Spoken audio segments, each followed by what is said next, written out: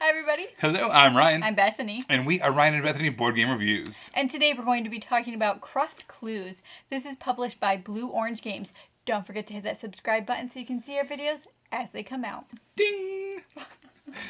Alright, so Cross Clues, this is a full cooperative game, and it's a word clue game. So basically you have a whole grid of coordinates, and there's words along the X and the Y axis. You're trying to get people to guess a clue that matches up with that coordinate. Let me give you a quick overview of what it looks like. Alright, here's our setup for Cross Clues. We basically have a grid.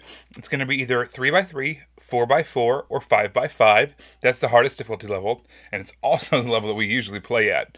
So right here, I set up a 4x4 grid just to kind of show you what it looks like.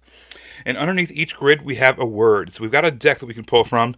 These are double-sided cards, and there's 2 words per side. So there's 4 words per card. You're going to randomly select a word under each one of these coordinates. Then we're going to go around and we're all going to draw from this deck. These are all the different coordinates. So we're all going to secretly have, one of these in our hand. So this is a full cooperative game. What we're trying to do is we're trying to get the other players at the table to try to guess the coordinate that we're describing. But you can only describe it with one word. All right, so I've got a clue here. I'm going to say Elsa. That's my one-word clue that I'm going to give. And the rest of the table can kind of discuss, see what they want me to choose. But if you guessed B2, you would be correct.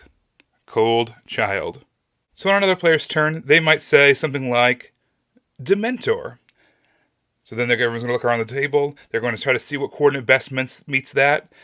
And if they said B4, they would have been able to kind of guess the coordinate that I was trying to lead them to. So you can take turns giving clues, or, it's basically just a free-for-all. Everyone can kind of, as they come up with a clue, give out that clue. Now, if you want to give an added challenge, there's also a timer. This is a 5-minute timer. You can set that at the beginning of the game, and basically it's going to accelerate the discussions, and it's also going to accelerate how fast you give out a clue. If you ever were incorrect about a clue, you take that clue, you just turn it face down, that's out of the game. You don't show anybody what it was. So at the end of the game, there's a little chart here that basically says how well you did. You kind of get a score based off of that. So for instance, on this 4x4 grid, the intermediate, if we were able to get, let's say, 15 or more, we did awesome. So that's a game. You basically give out clues, trying to match up these coordinates. You get as many as you can, and then you refer to this chart to get your score. So something I look for in a party game is ease of setup, and this has it in spades. It takes maybe like 57 seconds. Maybe thereabout. Under a minute. Yeah, under a minute, maybe 58 seconds to set up. but the ease of setup, it's just like, bloop, that's it. That's it. You saw Ryan do it, right? They saw you do it. No, they didn't. Oh, that's too bad. You didn't see Ryan do it.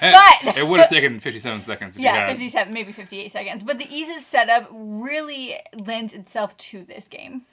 So I love the aesthetic of this game. It's kind of got that 1960s Route 66 style artwork, and it doesn't have anything to do with the theme really, but it just kind of worked. It was just kind of cute, and I like the card art. So there's this sand timer in there where you can make it more challenging to yourself based on the grid. You can, 5 minutes? It's a 5-minute timer, yeah. Yeah, so it's a 5-minute timer. So if you've played this game and you're like, I have this, we have it, we're so good at this game, let's challenge ourselves. You can use that sun timer. You can also use that sand timer if you just want to fight a lot with your significant other. Yeah, that's true. Yeah. Speaking of fighting, look what I can do. Yeah, I know. I don't know what my problem is, guys, but I love snap boxes. Look at that. I'm a sucker for these. I have a problem. I should probably join a snap box support group. Anonymous. Yeah. It's a population 1. Me. But the truth is, this is a great box. It carries everything you need in it. It's super travel friendly, as you can see. It doesn't take a lot of space on the table up either, so it's it's a really great travel game. That being said, I actually kind of want a little bit more out of this game. There's only 50 cards in the game, and there are 4 words per card. 2 and 2, so a total of 4. But over repeated plays, I could see you running into a scenario where similar words are popping up, repeatedly. We've played this a bunch. We haven't had that quite yet happen to us, but you do come to a point where words are going to be repeated. So I would love if there was at some point a booster or something like that. So that way there's a whole bunch of new words that you could add to the game and add some, breathe some new life and new combinations into the game. So overall, this is just a fun, quick party game. If you like party games and you like word games, you will like this game.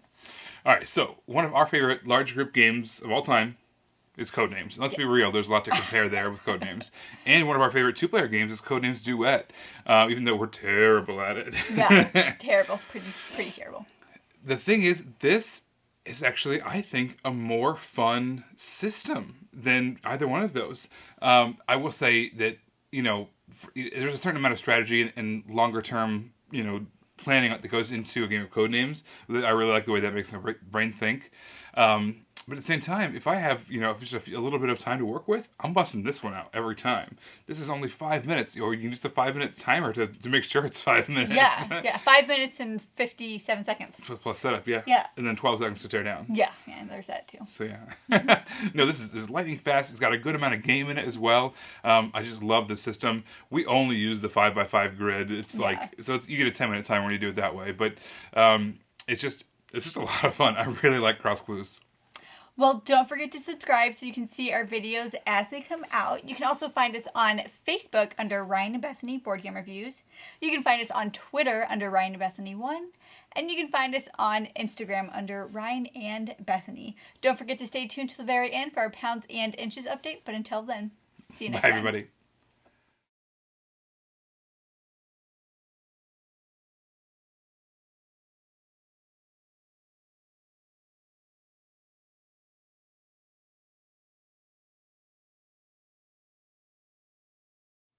Hey everybody, thanks for sticking around for our Pounds and Inches segment. Today I want to talk about something that I've been neglecting that I finally busted out again today. This is my Fitbit.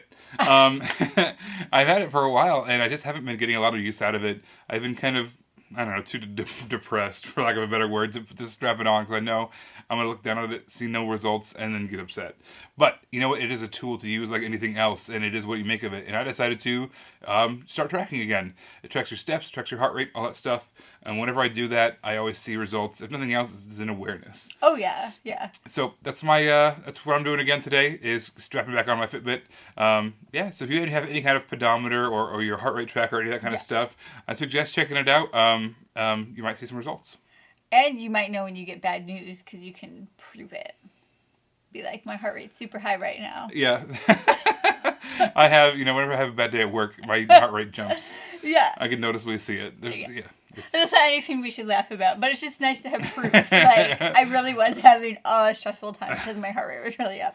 So, whatever. You feel justified. Well, thank you so much for staying tuned to the very end of our episode. We will see you next time. Bye, everybody. Bye.